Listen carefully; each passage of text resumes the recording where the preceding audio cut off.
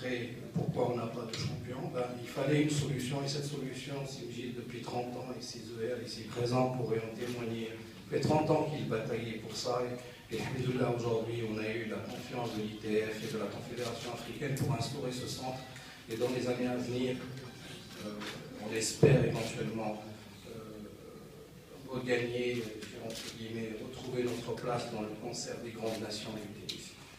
Pour éventuellement, je m'arrête là parce que je ne trouve pas les mots éventuellement pour éventuellement reconnaître le mérite d'un grand monsieur. Et je laisse la parole à Céphale Total pour éventuellement vous exposer les grandes lignes de cette grande manifestation qui nous attend. Merci. Merci, Cyril.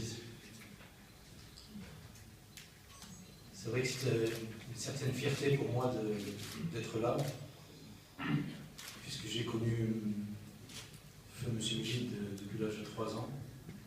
J'ai grandi avec M. Mjid et Louali, bien sûr, et beaucoup de générations de membres fédéraux. J'ai pu côtoyer l'équipe nationale et grandir, devenir dirigeant, toujours dans le sillon de feu Mohamed Mjid. J'ai eu la fierté de participer au Grand Prix Hassan II, et maintenant aujourd'hui en tant que directeur de ce tournoi. Donc c'est vraiment très très spécial pour moi d'être là où je suis et tout ce que j'ai pu vivre au travers ma jeunesse et mon adolescence, je l'ai vécu toujours dans l'ombre de ce grand monsieur, ami de la famille, ami de tout le monde. Et il a rendu le tennis amateur, il a monté vers le tennis professionnel. Bien sûr, il y a beaucoup d'hommes et de femmes autour qui ont travaillé avec lui, mais c'était ça sa force, c'est qu'il arrivait à mobiliser beaucoup de gens sur des fois des causes un peu perdues. J'ai souvent entendu mon père dire à Mjid, c'est pas possible, on va pas y arriver, on n'a pas les moyens, on n'a pas. Mais c'était ça sa force, c'est qu'il allait toujours devant, il fallait s'inquiéter de rien, lui s'occuper des obstacles. Et voilà où est-ce qu'on est aujourd'hui. Donc toutes ces femmes, tous ces hommes qui ont travaillé à ses côtés ont fait bien sûr du tennis qu'il est aujourd'hui. Toutes ces générations, depuis Yassine Chadli jusqu'à Mehdi Taïali, en passant par les 3 mousquetaires, on aura l'occasion. En ce qui concerne cette édition, il y a bien sûr une partie importante qui avait été prévue et qui est toujours prévue d'ailleurs, et qui est d'autant plus d'actualité puisque l'exposition aura lieu au sein du complexe Amel sur les 30 ans de ce tournoi. Un livre aussi, un livre va être édité également qui va un peu, bien sûr, refléter tous les anciens vainqueurs, les joueurs nationaux, une grande place de la presse, puisque aussi M. Mjid était ami de la presse, il avait toujours autour de lui beaucoup de gens, et je ne veux pas le nommer, mais bon, il y a des choses qui me reviennent, et une partie de ce livre est bien sûr dédiée à la presse, aux anciens dirigeants, tous les comités qui étaient là. Donc ce sera vraiment un espace où on va faire de notre mieux, avec les archives disponibles à la Fédération, pour essayer de faire un petit recueil de ces 30 ans. Et bien sûr, ce sera encore une occasion pour nous de nous rappeler des actions de feu Mohamed Mjid. Donc vous avez un petit peu en préambule une petite présentation, bien sûr l'hommage à M. Mjid. Je vais vous laisser le temps de méditer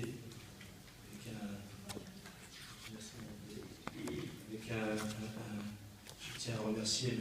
Gaïd de nous avoir donné sa plume, de nous prêter sa plume pour écrire cet hommage à feu Mohamed Mjid. Donc sur cette présentation, vous allez voir un petit peu les étapes. Souvent on oublie un petit peu de comment s'est formé ce Grand Prix Hassan II, d'où est-ce qu'on est venu, avec ces tournois exhibition qu'il y avait à l'époque avec ce grand tournoi international de l'OM, bien sûr, où il y avait Yannick Noah qui était venu, mais c'était toujours des tournois d'exhibition, ce n'était pas des tournois professionnels ATP. Il y avait le tournoi, bien sûr, exhibition du RUC, bien sûr aussi, avec Emilio Sanchez qui était venu, on se rappelle bien. Et ensuite, il y a eu les premiers tournois professionnels, vraiment officiels, qui ont vu le jour, avec le trophée Ahmad de RUC, avec le tournoi du PNL d'Agadir, qui était un tournoi également de 50 000 $, et bien sûr le Grand Prix Hassan II. Et c'est vraiment grâce à ces tournois que le complexe des joueurs étrangers a commencé à s'estomper, puisque les premiers joueurs marocains ont commencé à prendre confiance en eux. D'ailleurs, au Grand Prix Hassan II, Hossein Saber a été le premier Marocain à passer le premier tour, en battant le numéro 1 allemand. Donc vraiment, ça a été toute une vie qui va être animée. Donc le week-end des qualifications, pour un petit rappel, il y a également la rencontre de Coupe Davis du match barrage Maroc-Chypre, qui va avoir lieu également au complexe Hamel, sur le cours central. Donc la Fédération royale marocaine de tennis a voulu vraiment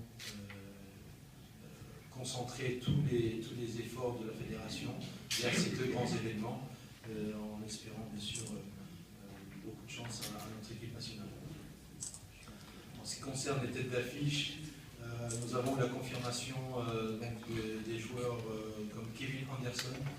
Kevin Anderson, qui est ce joueur sud-africain qui a joué pour la première fois au Maroc l'année dernière et qui a accédé à la finale. Kevin Anderson, qui, entre guillemets, est également un produit du centre ITF d'Afrique du Sud. Donc un véritable produit du centre ITF. Donc on espérera que le centre ITF de Casablanca pourra produire des futurs finalistes ou vainqueurs du Grand Prix Hassan II. Quelques autres têtes d'affiche, donc Marcel Granollers, l'espagnol, Pablo Andújar, qui est tenant du titre en 2011 et 2012, Benoît Paire, donc, et aujourd'hui Roger Vasselin, le français qui vient juste de perdre contre Wawrinka à Miami, qui va faire partie aussi des têtes de série. Donc 5 joueurs dans le top 50. Et vous remarquerez que le dernier joueur à accéder au tableau final est classé 85 mondial, c'est-à-dire au-dessus de la place de 85. Le joueur qui veut participer au Grand Prix Hassan II doit passer par les qualifications. Ce qui démontre un petit peu le niveau de cette année encore, en espérant que nous allons voir encore de très très beaux matchs, et comme on a eu tout au long de ces 30 ans, avec beaucoup d'émotion. Et voilà. En ce qui concerne la dotation, elle a quelque peu augmenté par rapport aux années précédentes. C'est un souhait de l'ATP. Donc, encore une fois, nos vifs remerciements à Sa Majesté le roi 26, que Dieu le garde, qui est toujours derrière le tournoi, derrière la fédération, pour pouvoir parfaire la réussite de ce tournoi.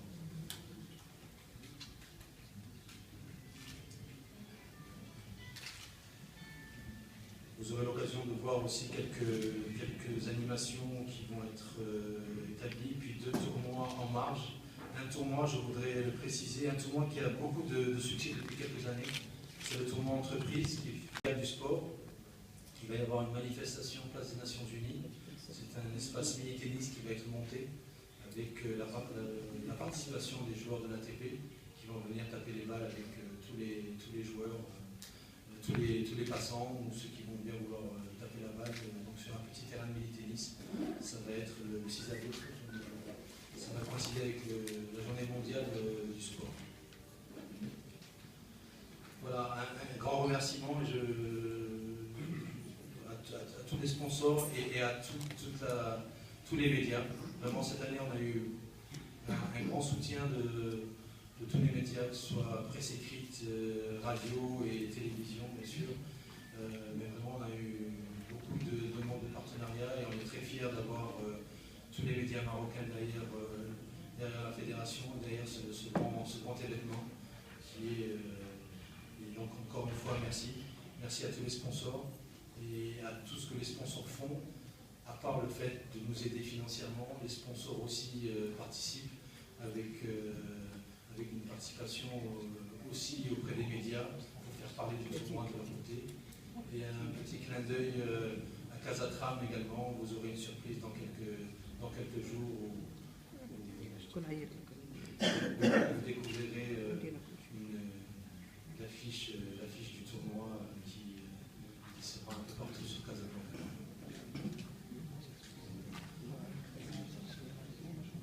Voilà un petit peu ce que je voulais dire. Un dernier merci, dans les merci, c'est le comité d'organisation, avec tous ces femmes et ces hommes qui nous aident à réussir cet événement. C'est pas facile, ça demande beaucoup de monde. Et donc, un grand merci au comité de la fédération et au comité d'organisation. Et rendez-vous sur les sites web, le site Facebook de la fédération qui est très très animé cette année, vous le remarquerez. Et le site, bien sûr, internet de la fédération. Je pense que nous sommes sur la bonne voie pour médiatiser ce tournoi. Voilà, merci à vous et à vos questions. L'aide était présent ce jour-là.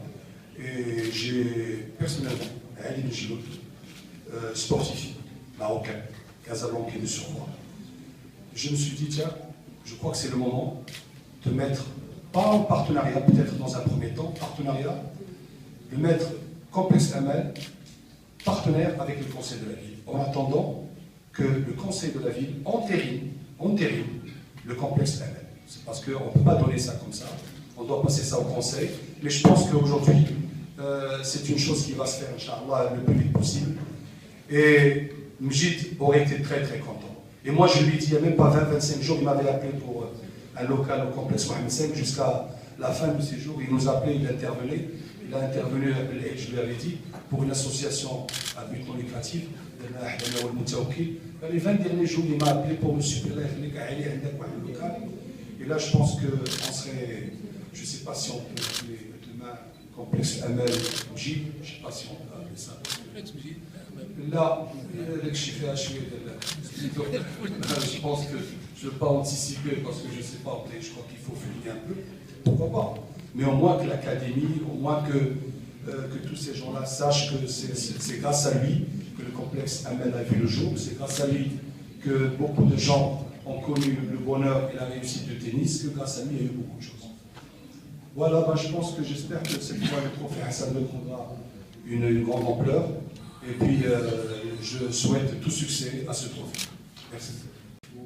Même qu'il y ait une convention pour que les travaux se fassent dans les temps impartis. À ce titre-là, je tenais quand même à vous remercier au nom du comité, au niveau de la famille du tennis, parce que cette année, on espère, et c'est sûr qu'on n'aura pas de surprise, parce que tous les travaux qui étaient nécessaires, ils ont été réalisés grâce au soutien de la ville. Merci.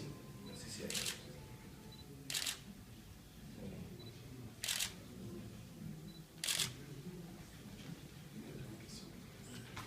واللي جديد هذا في التنس بالنسبه من غير الموت ديال بوتشيبي الله يرحمه، وهو الوهاب راه ولا مغربي وراه غادي يدافع على الرايه المغربيه في جميع الدوريات الوطنيه ولا الدوليه.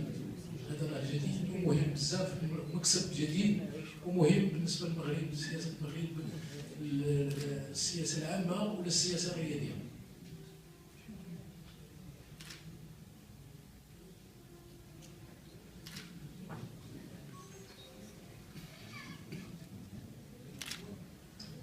السلام عليكم.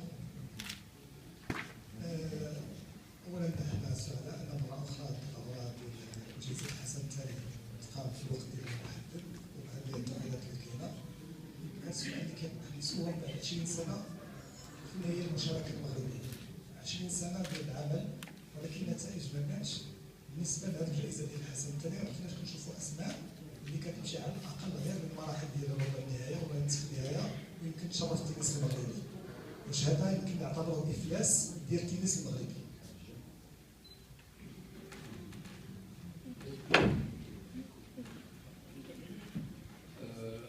ما نقدروش إفلاس، لأن إلا رجعنا لهاد السنوات اللي تكلمتي عليها يعني الإنجازات اللي كانوا حققوا الأبطال اللي كتعرف كانوا ممتازة، وغير هذه واحد 3 سنين كان عندنا واحد اللاعب اللي وصل لهاد الدور الربع النهائي اللي هو رضا العمراني، اللي كنتمنوا له الشفاء العاجل لأنه لاعب مواصفات دولية ولاعب بواحد الإمكانيات اللي هي ممتازة، واللي خضع لواحد 2 عمليات وفي هاد الآونة هادي وكيعيش واحد المرحلة ديال النقاهة، وكنتمنوا إن شاء الله أنه يرجع للميادين. هذه من ناحية، والناحية الثانية تكلمنا قبل إلا كنتي تبعتي معنا التقديم اللي عملنا، كنا واضحين باش قلنا بأن باش توصل لهذا المستوى، لأن هذا الدوري هذا من هذه الفئة هذه راه خص تعرف لأنه دوري من هذا الحجم كيخصو واحد التكوين وخصو واحد